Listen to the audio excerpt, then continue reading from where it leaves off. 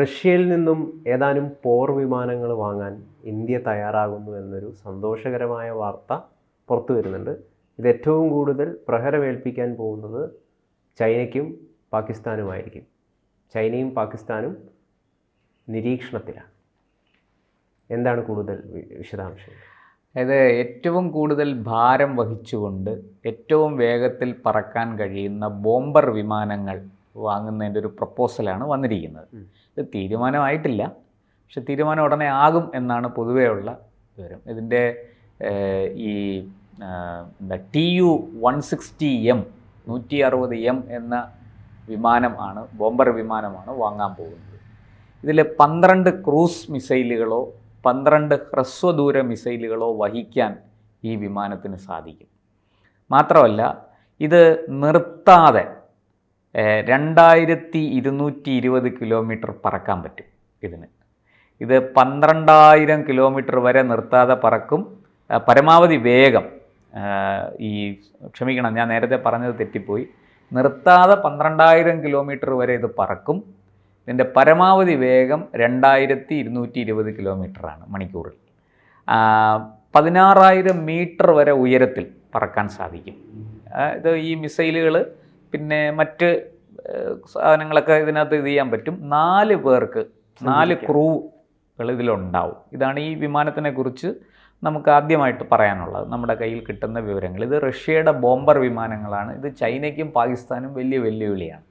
നേരത്തെ ഇതിൻ്റെ പൂർവ്വരൂപത്തിലുള്ളൊരു സാധനം ഇന്ത്യക്ക് തരാമെന്ന് പറഞ്ഞ് റഷ്യയായിട്ട് നമ്മൾ ചർച്ചയൊക്കെ നടത്തിയിരുന്നു. പക്ഷെ അത് വിജയിച്ചില്ല. അത് അന്ന് വേറെ ചില കാരണങ്ങൾ കൊണ്ട് അതങ്ങ് നീണ്ടുപോയി. അപ്പോൾ പക്ഷേ ഇതിനൊരു വെല്ലുവിളി എന്താണെന്ന് വെച്ചാൽ ഇതിൻ്റെ വില പിന്നെ $160 ദശലക്ഷം. ഏതാണ്ട് 1350 കോടി രൂപ ഈ വിമാനം വാങ്ങാൻ വേണ്ടി മാത്രം നമ്മൾ മുടക്കണം. അത് നിസ്സാര കാര്യമല്ല. ഇനി അത് വാങ്ങിയത് കൊണ്ട് തീർന്നില്ല. ഈ വിമാനം നമ്മുടെ കൈവശം വന്നാൽ പിന്നെ ഇതിനനുസരിച്ച് നമ്മുടെ വ്യോമത്താവളങ്ങളിലും നമ്മുടെ സൈനിക താവളങ്ങളിലും നമുക്കുള്ള മറ്റ് ഇതുണ്ടല്ലോ, ഇപ്പം കപ്പലുകളിൽ ഒക്കെ മാറ്റങ്ങൾ വരുത്തണം. അപ്പോൾ അതും വലിയ വെല്ലുവിളിയാണ്. അപ്പോൾ ഈ അടിസ്ഥാന സൗകര്യങ്ങൾ വികസിപ്പിക്കുക എന്നുള്ള കാര്യത്തിൽ വരുന്ന അതിന് വേറെ പണം നമ്മൾ കണ്ടെത്തണം. അതാണ് ഇന്ത്യയെ ഈ ഒരു ബോംബർ വാങ്ങുന്നതിൽ നിന്നിങ്ങനെ ചെറുതായിട്ടൊന്ന് ഒന്ന് അകറ്റി നിർത്തുന്നത് അല്ലെങ്കിൽ ഒന്ന് തടസ്സപ്പെടുത്തുന്നത് അതാണ്. പക്ഷേ എന്തായാലും നമ്മൾ ഒരു സമീപ ഭാവിയിൽ തന്നെ ഇതിനെക്കുറിച്ചൊരു തീരുമാനമെടുക്കും. ഇത് വാങ്ങണം എന്ന് തന്നെയാണ് പൊതുവേ ഉള്ള ഒരു നിലപാട്. റഷ്യയായിട്ട് നമ്മളിപ്പം നല്ല ബന്ധത്തിലായതുകൊണ്ട് തീർച്ചയായിട്ടും അത് മറ്റ് തടസ്സങ്ങളൊന്നും ഇല്ലാതെ റഷ്യക്ക് അത് തരാൻ പറ്റും. ഇത് നമ്മുടെ ദീർഘദൂര വ്യോമാക്രമണ പരിധി വർദ്ധിപ്പിക്കുകയാണ്. അതിൻ്റെ ഗുണം അതാണ്. ഇൻഡോ പസഫിക് മേഖലയിലെ സാന്നിധ്യം വളരെയധികം വിപുലപ്പെടുത്തും. പിന്നെ ആണവായുധ ശേഷി ഉണ്ട് ഈ ബോംബർ വിമാനത്തിന്. ഇത് വളരെ ആധുനികവൽക്കരിച്ച മോഡലാണ്. ഇതിൻ്റെ ഒരു മുൻ മോഡൽ ഞാൻ നേരത്തെ പറഞ്ഞല്ലോ, ഇന്ത്യക്ക് തരാനായിട്ട് അവർ ചർച്ചയൊക്കെ നടത്തിയാണ്.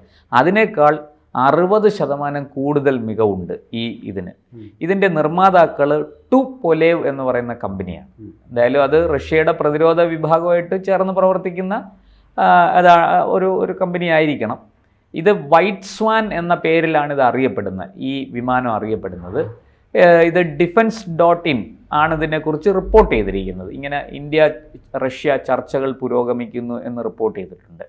ഇതിൻ്റെ ഈ നേരത്തെ ഉണ്ടായിരുന്നൊരു മോഡൽ TU-22, ആ മോഡൽ അതും TU-22M3 എന്നാണ് ആ മോഡലിൻ്റെ പേര്. അത് ഇന്ത്യൻ നാവികസേനയ്ക്ക് കൈമാറാനാണ് റഷ്യ തയ്യാറായിരുന്നത്. പക്ഷേ നമ്മുടെ കയ്യിൽ അതിനെ ഉൾക്കൊള്ളാൻ മാത്രമുള്ള സൗകര്യങ്ങളില്ലാതിരുന്നത് കൊണ്ട് നമ്മൾ അവിടെയെല്ലാം ഒന്ന് ചവിട്ടി.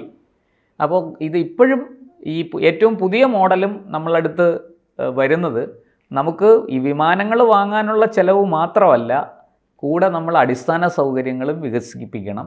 പിന്നെ വിമാനം ഇപ്പോഴത്തെ പുതിയ ഒരു ഇതനുസരിച്ച് ഇന്ത്യ ഏത് സാധനവും വാങ്ങുമ്പോൾ അതിൻ്റെ ടെക്നോളജിയും കൂടെ വാങ്ങുകയാണ്, സാങ്കേതിക വിദ്യയും കൂടെ വാങ്ങുകയാണ്. അപ്പോൾ അതിനൊക്കെയുള്ള സാധ്യത നമുക്ക് ഗുണം ചെയ്യും. ഇതിപ്പോൾ ഈ പാകിസ്ഥാനും ചൈനയ്ക്കും ഇത് വലിയ വെല്ലുവിളിയാണ്. കാരണം അവരുടെ നമ്മളിത് വാങ്ങിയാൽ അവർക്ക് വലിയ വെല്ലുവിളിയാണ്. കാരണം അവരുടെ ഏത് പോയിന്റിലും പാകിസ്ഥാൻ പിന്നെ നമുക്കൊരു വിഷയമേ അല്ല. ചൈനയാണ് വാസ്തവം പറഞ്ഞാൽ ആകെ പേടിച്ചിരിക്കുന്നത്. ചൈനയുടെ ഏത് മുക്കിലും മൂലയിലും ചെന്ന് നമുക്ക് ആക്രമണം നടത്താൻ ഉള്ള പ്രാപ്തി ഈ വിമാനം വരുന്നതോടുകൂടി ഉണ്ടാകും. ഇപ്പം നമ്മളത് മിസൈലൊക്കെ വെച്ചാണ് ഇത് ചെയ്തിരിക്കുന്നത്. ഇപ്പോഴും നമ്മൾ വലിയ വെല്ലുവിളി തന്നെയാണ് ചൈനയ്ക്ക് ഉയർത്തുന്നത്, ചൈന നമുക്കും ഉയർത്തുന്നത്. പക്ഷേ ഈ വിമാനം വരുന്നതോടുകൂടി, റഷ്യയുടെ പുതിയ ബോംബർ വിമാനങ്ങൾ വരുന്നതോടുകൂടി അത് മാറും. ഇപ്പം നമ്മുടെ കൈവശം ഇരിക്കുന്നതെന്ന് പറഞ്ഞാൽ വിവിധ ആവശ്യങ്ങൾക്ക് ഉപയോഗിക്കുന്ന വിമാനങ്ങളാണ്. അപ്പോൾ ഇതങ്ങനെയല്ല, വളരെ കൃത്യമായിട്ട് മിസൈൽ കൊണ്ടുപോകാൻ, അല്ലെങ്കിൽ ആണവായുധങ്ങൾ കൊണ്ടുപോകാൻ, ഈ ആണവ പോർമുന ഘടിപ്പിക്കാൻ ഒക്കെ പറ്റുന്ന തരത്തിൽ, അങ്ങനത്തെ മിസൈലൊക്കെ ഘടിപ്പിക്കാൻ പറ്റുന്ന തരത്തിലുള്ള ബോംബർ വിമാനമാണ് ഇത്. ഏറ്റവും ആധുനികമാണ് ഇത്. അതുകൊണ്ട് തന്നെ ചൈനയ്ക്ക് വലിയ പേടിയുണ്ട് ഈ കാര്യത്തിൽ. അവരിത് തടസ്സപ്പെടുത്താൻ ശ്രമിക്കും എന്നാണ് നമുക്ക് കിട്ടുന്ന വിവരം. എന്തായാലും ഇന്ത്യ വളരെ ഈ പ്രതിരോധ രംഗത്ത് നമ്മൾ വളരെ മികച്ച രീതിയിൽ മുന്നോട്ട് പോയിക്കൊണ്ടിരിക്കുകയാണ്. നമ്മൾ തന്നെ പല ആയുധങ്ങളും, ഇപ്പോൾ കഴിഞ്ഞ ദിവസം ഹൈപ്പർസോണിക് മിസൈൽ നമ്മൾ ലോഞ്ച് ചെയ്തു. അത് 6000 തൊട്ട് 7000 കിലോമീറ്റർ വരെയാണ് അതിൻ്റെ ദൂരപരിധി. അതിനെക്കുറിച്ച് പറയുന്നത് എന്താണെന്ന് വെച്ചാൽ, അത് റഷ്യയ്ക്കും ചൈനയ്ക്കും മാത്രമേ ഉള്ളൂ. അമേരിക്കയുടെ പോലും ആ സാധനം ഇല്ല. അമേരിക്കയിൽ ഉണ്ട് എന്ന് പറയപ്പെടുന്നുണ്ടെങ്കിലും അത് വിജയകരമായൊരു പരീക്ഷണം നടത്തിയിട്ടില്ല അമേരിക്ക ഇതുവരെ. അതുകൊണ്ട് തന്നെ നമ്മുടെ ഇവിടെ എനിക്ക് തോന്നുന്നു മലയാള മാധ്യമങ്ങളൊക്കെ ആ കാര്യം റിപ്പോർട്ട് ചെയ്തത് എത്ര ശരിയാണെന്ന് സംശയമുണ്ട്. ഈ അമേരിക്കയ്ക്ക് ഇതുണ്ടെന്നാണ് പത്രങ്ങളൊക്കെ അടിച്ചു വിട്ടത്. എൻ്റെ അറിവിൽ അതില്ല. വാസ്തവത്തിൽ അമേരിക്കയുടെ ഉണ്ട്. ഒരു 2000-3000 കിലോമീറ്ററൊക്കെ പോകാൻ പറ്റുന്ന തരത്തിലുള്ള ഇതെങ്ങനെയെന്ന് വെച്ചാൽ, ഒരു മിസൈൽ നമ്മൾ രൂപകൽപ്പന ചെയ്ത് കഴിഞ്ഞാൽ ഇപ്പോൾ അത് 1000 കിലോമീറ്റർ, അതിൻ്റെ അടുത്ത സ്റ്റേജിൽ അത് 2000 കിലോമീറ്റർ, അല്ലെങ്കിൽ 1500 കിലോമീറ്റർ, ഇങ്ങനെ കൂട്ടിക്കൂട്ടി ദൂരപരിധി കൂട്ടിക്കൂട്ടി കൊണ്ടുവരും. അപ്പോൾ അതാണ് അതിൻ്റെ R&D, റിസർച്ച് ആൻഡ് ഡെവലപ്മെൻറ്റ്, ഗവേഷണം അങ്ങനെയാണ് നടത്തുക. ഇപ്പം നമ്മുടെ ഇവിടെ DRDO ഒക്കെ ചെയ്യുന്നത് അങ്ങനത്തെ കാര്യങ്ങളാണല്ലോ. തിരുവനന്തപുരത്ത് ബ്രഹ്മോസിൽ ഈ മിസൈൽ ഡെവലപ്മെൻ്റ് ആണ് നടക്കുന്നത്. അപ്പോൾ ഇവിടെയും ഈ ഹൈപ്പർസോണിക് മിസൈലിൻ്റെ ഒരു ഗുണം, ഇത് റഷ്യയ്ക്കും ചൈനയ്ക്കും മാത്രമേ ഉള്ളൂ, നമ്മൾ പറയുന്ന അത്രയും ദൂരപരിധിയിൽ പോകാൻ പറ്റുന്ന വിധത്തിൽ. പിന്നെ അത് കഴിഞ്ഞാൽ ഉള്ളത് ഇന്ത്യക്കാണ്. അമേരിക്കയ്ക്ക് അത്രയും ദൂരപരിധിയിൽ ഉള്ള മിസൈൽ ഇല്ല എന്നാണ്, ആ വിഭാഗത്തിൽപ്പെട്ട മിസൈൽ ഇല്ല എന്നാണ്. അത് ശബ്ദത്തിൻ്റെ എത്രയോ ഇരട്ടി വേഗത്തിൽ സഞ്ചരിക്കും, 4-5 ഇരട്ടി വേഗത്തിൽ സഞ്ചരിക്കും എന്നൊക്കെയാണ് അതിനെക്കുറിച്ച് ഇപ്പോൾ കഴിഞ്ഞ 2 ദിവസമായിട്ട് വലിയ വാർത്തകളൊക്കെ വന്നിട്ടുണ്ട്. അപ്പോൾ ഇതെല്ലാം കൂടെ വെച്ച് നോക്കുമ്പോൾ അത് നമ്മൾ ഡെവലപ്പ് ചെയ്തതാണ്, അത് നമുക്ക് കയറ്റുമതി ചെയ്യാം, മറ്റു രാജ്യങ്ങൾക്ക് വിൽക്കാം, നമുക്ക് വലിയ തോതിൽ വരുമാനം വരും. അപ്പോൾ ഇവിടെ ഈ റഷ്യയുടെ കയ്യിൽ നിന്ന് ഈ ബോംബർ വിമാനം വാങ്ങാൻ നമുക്ക് വലിയ സാമ്പത്തിക പ്രയാസം വരില്ല എന്നാണ് എനിക്ക് തോന്നുന്നത്. കാരണം ഇത്തരം സാധനങ്ങൾ നമ്മളിപ്പോൾ വലിയ തോതിൽ വെടിക്കോപ്പുകളും പിന്നെ എന്താ പറയേണ്ട യുദ്ധസാമഗ്രികളും ഒക്കെ നമ്മൾ വിൽക്കുന്നുണ്ട് പല രാജ്യങ്ങൾക്കും. ഈ പല രാജ്യങ്ങളും നമ്മുടെ നിന്ന് ഇത് വാങ്ങുന്നുണ്ട്, ഈ മിസൈൽ ടെക്നോളജി അടക്കം വാങ്ങുന്നുണ്ട്. അപ്പം നമ്മുടെ കയ്യിൽ നല്ല രീതിയിൽ അതിനുള്ള വരുമാനം വരും. ആ വരുമാനം നമുക്ക് ഇവിടെ ഉപയോഗിച്ചാൽ ഇത് എന്താ പറയുക, ബോംബർ വിമാനം വാങ്ങുന്നതിനും അതിൻ്റെ അടിസ്ഥാന സൗകര്യങ്ങൾ വികസിപ്പിക്കുന്നതിനും നമുക്ക് വലിയ ബുദ്ധിമുട്ട് നേരിടില്ല, സാമ്പത്തിക പ്രയാസം നേരിടില്ല. ഇരിക്കട്ടെ, ഒരു ചോദ്യം ഉയരും, എന്താണെന്നറിയാമല്ലോ, എന്തിനാണ് ഇതെല്ലാം വാങ്ങിച്ചു കൂട്ടുന്നത്? ശക്തൻ മാത്രമേ ഈ ലോകത്ത് നിലനിൽക്കുള്ളൂ. നമ്മളിത് ആരെയും ആക്രമിക്കാൻ വേണ്ടി വാങ്ങുന്നതല്ല. പക്ഷേ നമ്മളെ ആരും ആക്രമിക്കരുത്, നമ്മുടെ കയ്യിൽ ഇതൊക്കെ ഉണ്ട്, നമ്മളിത് വേണ്ടി വന്നാൽ എടുത്ത് അടിക്കും, മര്യാദയ്ക്ക് അവിടെ ഇരുന്നോ, നിങ്ങൾക്ക് നിങ്ങളുടെ കാര്യം, നമുക്ക് നമ്മുടെ കാര്യം. അതുകൊണ്ട് ഞങ്ങളെ തൊട്ട് കളിക്കാൻ വരണ്ട, എങ്കിൽ അക്കളി തീക്കളി സൂക്ഷിച്ചോ, ഞങ്ങൾ ശക്തരാണ്, ഞങ്ങളുടെ കയ്യിൽ ഇതൊക്കെ ഉണ്ട്. ഇതില്ലാത്ത കാലത്ത്, ഇതില്ലാതെ ഇന്നത്തെ കാലത്ത് പിടിച്ചു നിൽക്കുക വലിയ പ്രയാസമാണ്. അതുകൊണ്ട് കുറച്ച് പണം ചെലവാക്കിയിട്ടാണെങ്കിലും നരേന്ദ്രമോദി മാത്രമല്ല, ലോകത്തിലുള്ള പല നേതാക്കളുമായിട്ടും പല രാഷ്ട്രങ്ങളുമായിട്ടും ഏറ്റവും ഉറ്റ ബന്ധമാണ് ഇപ്പോൾ ഇന്ത്യക്കുള്ളത്.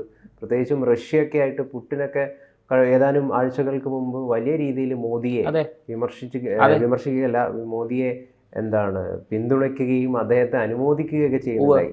ലോകത്തിലെ തന്നെ ഏറ്റവും വലിയ നേതാക്കളിൽ ഒരാളാണ് മോദി എന്നൊക്കെ അദ്ദേഹം പറയുക. അതെ അതെ. ഇപ്പൊ എന്തിനു പറയുന്നു, ഇറാൻ പോലും ഈ യുദ്ധം നിർത്താൻ, ഇസ്രയേലുമായിട്ടുള്ള പ്രശ്നം അവസാനിപ്പിക്കാൻ ഇന്ത്യ ഇടപെടണം എന്ന് ഇറാനിലെ പല മന്ത്രിമാരും ആവശ്യപ്പെടുന്നു, ഉക്രൈൻ ആവശ്യപ്പെടുന്നു. അപ്പോൾ ഇതൊക്കെ നമ്മളെ സംബന്ധിച്ചിപ്പം നമ്മുടെ ഇദ്ദേഹം ട്രംപ് കൂടെ വിജയിച്ച് വന്നതോടുകൂടി നമ്മൾ കുറെ കൂടെ ശക്തരാകും. ട്രംപ് മോദിയോട് ഇന്ത്യയോടും ഒരു അനുഭാവപൂർണമായ സമീപനം സ്വീകരിക്കുന്നയാളാണ്. ഈ പറഞ്ഞതുപോലെ പുടിനും അങ്ങനെ തന്നെയാണ്. പുടിൻ പറഞ്ഞല്ലോ, ഇന്ത്യയെ ആക്രമിക്കുന്നവർ ഞങ്ങളെ നേരിടാൻ തയ്യാറായിക്കൊള്ളണമെന്ന് ഇസ്രയേലിൻ്റെയും പുടിൻ്റെയൊക്കെ ചില ആഹ്വാനങ്ങളൊക്കെ നമ്മൾ കണ്ടതാണ്. വളരെ പരസ്യമായിട്ടാണ് പറഞ്ഞത്. അതൊന്നും നടക്കുന്ന കാര്യമില്ല, അതൊക്കെ അങ്ങ് മാറ്റി വെച്ചേരെ, അങ്ങനെ ഇന്ത്യയെ കയറി ചൊറിയാനൊന്നും നിൽക്കണ്ട എന്ന് പാകിസ്ഥാനോട് വ്യക്തമായിട്ട് പറഞ്ഞു, ചൈനയോട് പറയാതെ പറഞ്ഞു ഇന്ത്യയുമായിട്ട് നല്ല ബന്ധത്തിൽ പോവുക. ഇപ്പം ചൈനയ്ക്കും അത് ആവശ്യമാണ്. സാമ്പത്തികമായിട്ട് ചൈന വലിയ പ്രശ്നങ്ങളിലേക്ക് പോകാൻ സാധ്യതയുണ്ടെന്നാണ് പഠനങ്ങൾ സൂചിപ്പിക്കുന്നത്. അതുകൊണ്ട് ആ സാമ്പത്തിക പ്രതിസന്ധിയൊക്കെ മറികടക്കാൻ ഏഷ്യയിൽ ഇന്ത്യ പോലൊരു രാജ്യത്തിൻ്റെ സഹായം അവർക്ക് വേണ്ടി വരും. അതുകൊണ്ടൊരു ഏഷ്യയിലെ വൻ ശക്തികളായിട്ട് ചൈന, റഷ്യ, ഇന്ത്യ മാറിക്കഴിഞ്ഞിരിക്കുന്നു എന്നാണ് നമുക്ക് ഇതിൽ നിന്ന് മനസ്സിലാകുന്നത്. എന്തായാലും റഷ്യയുടെ ബോംബർ വിമാനങ്ങൾ വരുന്നതോടുകൂടി നമ്മുടെ വ്യോമസേന സുസജ്ജമാകും. ഏത് വെല്ലുവിളിയെയും നേരിടാൻ നമുക്ക് കരുത്തുണ്ടാവും എന്നാണ് ഈ ഡീല് നടന്നാൽ നമുക്ക് പറയാൻ കഴിയുക. എന്തായാലും ഇത് ഇന്ത്യയുടെ സുരക്ഷിതത്വത്തിന് വലിയ മാറ്റുകൂട്ടുന്ന ഒരു സംഗതി തന്നെയാണ് ഇപ്പോൾ ഈ ഒരു വാർത്ത എന്ന് പറയുന്നത്. അത് സംഭവിക്കട്ടെ, ഇന്ത്യ കൂടുതൽ ശക്തമായിട്ട് മുന്നോട്ട് നീങ്ങട്ടെ എന്നാണ് പറയാനുള്ളത്. പക്ഷെ ഇന്ത്യ ഒരിക്കലും യുദ്ധത്തെ ആഗ്രഹിക്കാത്ത ഒരു രാജ്യമാണ്. അങ്ങോട്ട് പോയി ആരോടും യുദ്ധം ചെയ്യില്ല. യുദ്ധത്തിന് വേണ്ടിയിട്ടുള്ള ആഹ്വാനം നടത്താത്ത ഒരു രാജ്യമാണ്. ഇതിനിടയിൽ ഒരു ഉച്ചകോടിയിൽ ഈ ഇസ്രായേൽ വിഷയം കനത്തു നിൽക്കുമ്പോൾ, ഇപ്പോഴും കനത്തു നിൽക്കുകയാണ്, മോദി പറഞ്ഞത് തന്നെ, ഞാൻ വരുന്നത് ബുദ്ധൻ്റെ നാട്ടിൽ നിന്നാണ്, യുദ്ധം ഒന്നിനും ഒരു പരിഹാരമല്ല, അഹിംസയുടെ നാട്ടിൽ നിന്നാണ് ഞാൻ വരുന്നത്.